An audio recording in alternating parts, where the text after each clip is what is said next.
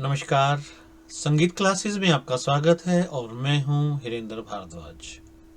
और आज मैं आपके लिए लेकर आया हूं 12th क्लास का म्यूजिक का सेशन 2023-24 का सैंपल क्वेश्चन पेपर जो कि सीबीएसई द्वारा जारी किया गया है। इसकी ड्यूरेशन रहेगी 2 घंटे और टोटल मार्क्स रहेंगे 30। इसमें कुल 3 सेक्शन दिए गए हैं। पहले सेक्शन मतलब सेक्शन ए में एमसीक्यू दिए गए हैं जो कि संख्या में 8 हैं और प्रत्येक का 1 नंबर है। और दूसरे सेक्शन मतलब सेक्शन बी में 6 क्वेश्चन दिए गए जिनमें से आपको कोई 5 करने हैं। ये शॉर्ट आंसर टाइप क्वेश्चन रहेंगे। और सेक्शन सी में 3 क्वेश्चन दिए गए हैं जिसमें से आपको कोई 2 करने हैं। तो आइए चलते हैं अपने क्वेश्चन पेपर की ओर।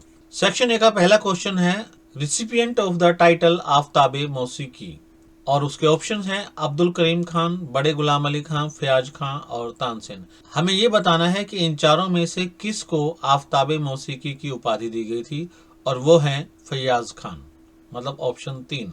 दूसरा क्वेश्चन है Sangeet Ratnakar was written in, option है 10th century, 12th century, 13th century और 15th सेंचुरी।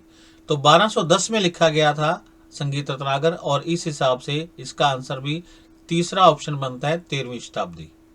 तीसरा क्वेश्चन है ग्राम that become extinct in due course of time, मतलब वो ग्राम जो समय के साथ लुप्त हो गया था उसके बारे में बताना है। और ऑप्शन है गंधार ग्राम, षडज ग्राम, मध्यम ग्राम और पंचम ग्राम। पंचम ग्राम तो हालांकि कोई होता ही नहीं, और इसका आंसर है गंधार ग्राम जो कि प्राचीन काल में लुप्त हो गया था। चौथा क्वेश्चन है चूज द करेक्ट स्टेटमेंट, हमें सही स्टेटमेंट बतानी है कौन सी है। पहली है मालकोस इज एन ऑडव जाति राग, हाँ ये ठीक है। मालकोस के आरोह तथा अवरोह दोनों में 5-5 स्वर होते हैं, इसलिए इसकी जाति है ऑडव। और दूसरा ऑप्शन है jodi string of tanpura are tuned in sa swar, मतलब तानपुरे के जो बीच वाले 2 तार होते हैं जिन्हें जोड़ी के तार कहा जाता है वो सा स्वर से मिले जाते हैं। यस, ये भी ठीक है, सा से ही मिलाए जाते हैं। तो पहले दोनों ठीक हैं। तीसरा देखते हैं पंडित कृष्णराव शंकर बिलोंग टू पटियाला घराना, नहीं यह गलत है। पटियाला घराना से बड़े गुलाम अली खान साहब थे। और डी है संधि प्रकाश राग आर संग इन द आफ्टरनून, नहीं ये भी गलत है। संधि प्रकाश राग दोपहर बाद नहीं गाए जाते बल्कि सायकाल या प्रातः काल में गाए जाते हैं। तो पहले दोनों ठीक हैं, बाद के दोनों गलत हैं। तो सही आंसर रहेगा ए एंड बी, मतलब पहला ही ऑप्शन रहेगा चूज द करेक्ट ऑप्शन में। और पांचवा क्वेश्चन है choose the correct statement. A bracket sign is used for khatka, हाँ ये सही है, खटके को दर्शाने के लिए कोष्ठक का चिन्ह प्रयोग किया जाता है। दूसरा कोमल गानी आर यूज्ड इन भैरव, नहीं ये गलत है। भैरव में रे और धा कोमल होते हैं, गा और नी तो काफी थाट में या काफी राग में कोमल होते हैं। तीसरा है देयर आर नो फ्रेट्स इन तानपुरा, हाँ ये सही है, तानपुरा में कोई फ्रेट नहीं होता, केवल 4 तारे होते हैं जिन्हें पा सा सा सा स्वरों पर मिलाया जाता है। और अगला ऑप्शन है अलाप इज संग इन स्लो टेम्पो, यस ये भी ठीक है, अलाप स्लो टेम्पो में ही गाए जाते हैं। तो इसका सही जवाब है पहला ठीक है, तीसरा ठीक है और चौथा भी ठीक है, मतलब ए सी और डी। और ए सी डी मतलब पहला ऑप्शन इसका सही है। अगला क्वेश्चन है match list 1 with list 2। List 1 में देखते हैं संगीत पारिजात, और लिस्ट 2 में अगर हम देखते हैं तो पंडित अहोबल जी ने रचना की थी संगीत पारिजात की। तो एक का आंसर है 3। फिर है धमार ताल में 14 मात्राएं होती हैं, मतलब 2 का आंसर है 1। फिर है झपताल में 10 मात्राएं होती हैं, तो ये चौथा इसका आंसर है। और संगीत रत्नाकर को सप्त अध्यायी भी कहा जाता है क्योंकि उसमें टोटल 7 चैप्टर हैं, मतलब 7 अध्याय हैं। तो इसका सही जवाब रहेगा ऑप्शन 3। इसके बाद अगले क्वेश्चन में 2 स्टेटमेंट्स हैं जिनमें से हमें बतानी है कौन सी सही है या गलत है। पहली स्टेटमेंट है according to Sangeet Ratnakar there are 15 types of gamak, हाँ ये सही है, संगीत रत्नाकर में गमक के 15 प्रकार बताए गए हैं।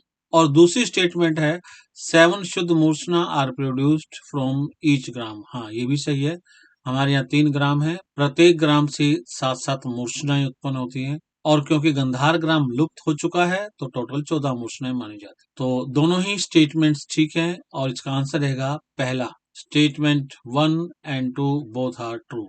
और 8वें क्वेश्चन में भी 2 स्टेटमेंट्स ही हैं। पहली स्टेटमेंट है पंडित Ahobal is the pioneer musician to establish swaras on the string of वीणा, हाँ, ये सही है। पंडित अहोबल जी ने ही वीणा के तारों पर स्वरों की स्थापना की थी। दूसरी स्टेटमेंट है रूपक ताल हैज इट्स खाली ऑन फोर्थ बीट। नहीं, ये गलत है। रूपक ताल में खाली पहली मात्रा पर होती है। तो पहली स्टेटमेंट सही है और दूसरी गलत है, मतलब इसका आंसर है number 3। Statement 1 is true but second is false. और ये थे पहले सेक्शन के क्वेश्चन, जिसमें कुल 8 क्वेश्चन दिए हुए थे 8 नंबर के लिए। अब आते हैं दूसरे सेक्शन में, section B, define any 3 of the following. यहाँ मैं आपको बताना चाहूंगा, इस सैंपल पेपर में बहुत सी मिस्टेक्स हैं इस बार, जिसके बारे में मैं सीबीएसई बोर्ड को मेल कर चुका हूं, हालांकि उसका भी कोई जवाब नहीं आया है।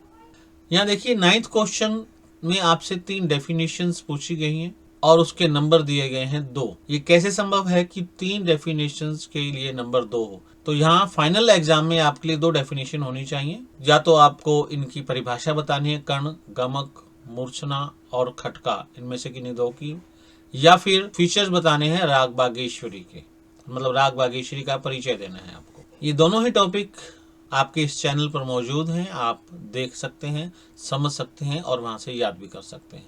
लिंक नीचे डिस्क्रिप्शन में मिल जाएगा। नेक्स्ट क्वेश्चन है discuss the tuning of tanpura. Tanpura tuning करने की विधि आपको बतानी है। या फिर describe in brief the life sketch of Pandit Krishnarao Shankar and also his contribution to music. मतलब पंडित कृष्णराव शंकर जी के जीवन के बारे में बताना है और उनका संगीत में योगदान भी बताना है। ये दोनों क्वेश्चंस भी चैनल पर मौजूद हैं, आप देख सकते हैं।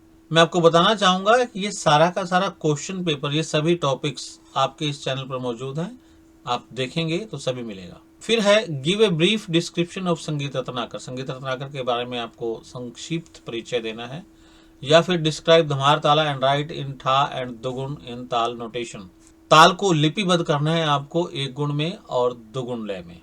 अगला क्वेश्चन, मतलब 12वां क्वेश्चन में फिर से वही गड़बड़ है जो मैंने आपको अभी बताया था। 3 डेफिनेशन पूछी गई हैं जबकि इसके नंबर 2 हैं, तो फाइनल एग्जाम में ये 2 होनी चाहिए। डेफिनेशन है अलाप, ग्राम, मींड और मुर्की, इनमें से किन्हीं 2 के बारे में आपको बताना चाहिए। लेकिन ये जरूर देखें कि फाइनल एग्जाम में आपसे पूछा क्या गया है, 2 पूछी गई हैं या 3 पूछी गई हैं, उसी हिसाब से आप इसे सॉल्व करें। या फिर चॉइस दी गई है describe the main content of संगीत परिजात। संगीत परिजात के बारे में आपको मुख्य बातें बतानी है। अगला क्वेश्चन है give a brief account of historical development of time theory of राग। रागों के समय सिद्धांत से संबंधित ये क्वेश्चन है जिसके बारे में आपको बताना है। या फिर recognize a raga from the following phrase of swaras and elaborate it up to 50 swaras.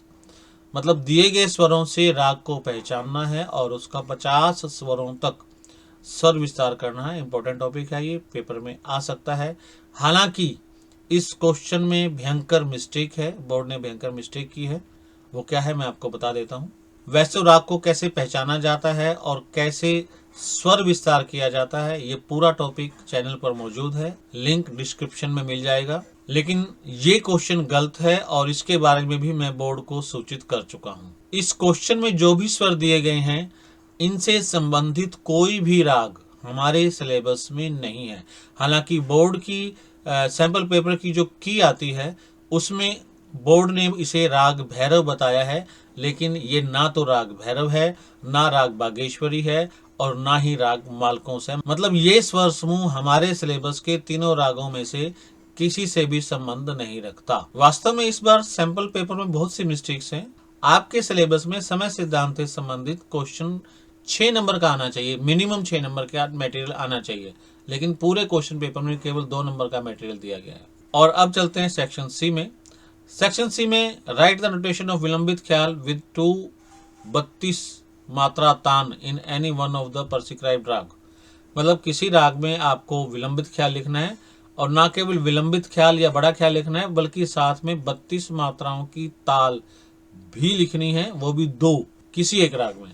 मतलब किसी एक राग का बड़ा ख्याल और उसकी 2 ताने जो कि कम से कम 32 मात्राओं की हो, ये आपको लिखनी है। या फिर ऑप्शन में दिया गया right the notation of dhamar in any one of prescribed राग। मतलब सिलेबस से किसी एक राग को धमार गायन शैली में लिखना है। 15वें क्वेश्चन में alankar is a very important concept to Indian classical music. Alankar literally means ornaments. These are used for ornamentation of a raga. It is also referred to as palta. These are very important in learning various movements of swara as alankars are based upon varnas. Alankar can be set to different tals and rags. After reading the above passage, create 6 alankar based upon different varnas in 3 different tal. मतलब आपको कुल 6 अलंकार लिखने हैं जो कि based हों 3 अलग अलग तालों में और अलग अलग वर्ण में। मतलब ये अलग अलग प्रकार के अलग अलग वर्ण व्यवस्था के अलंकार हों और इन्हें 3 भिन्न भिन्न तालों में लिखना है। या फिर which contemporary artist of Dhrupad और Khayal you are most impressed with, critically analyse his और her style in your own words. अब इस क्वेश्चन में बड़ा कंफ्यूजन है। कंटेम्प्रेरी का मतलब होता है समकालीन, मतलब मेरा समकालीन अर्थात आधुनिक काल।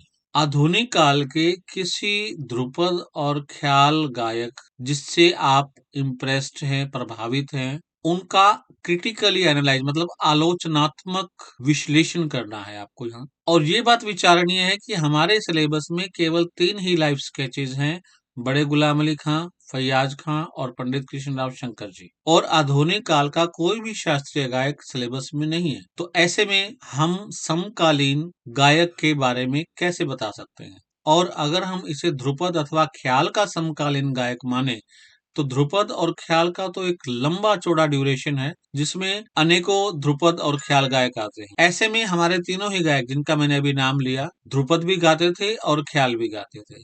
तो उनमें से किसी भी एक का आलोचनात्मक विवरण करना है तो तीनों लाइफ स्केचेस आप याद करके जाएं। तीनों की ही जीवनियां बड़े अच्छे अंदाज में आपको इस चैनल पर मिल जाएंगी, आप देख सकते हैं। और 6 अलंकार अलग अलग तालों में तथा 32 मात्राओं की ताने, ये दोनों टॉपिक अंडर प्रोसेस हैं, बहुत जल्द अपलोड कर दिए जाएंगे। तो आप ये पूरा पेपर याद करके जाएं। चांसेस ये हैं कि आपका अधिकतर पेपर इसी सैंपल पेपर में से आएगा। तो मिलते हैं संगीत क्लासेस के अगले ट्यूटोरियल में। तब तक के लिए नमस्कार।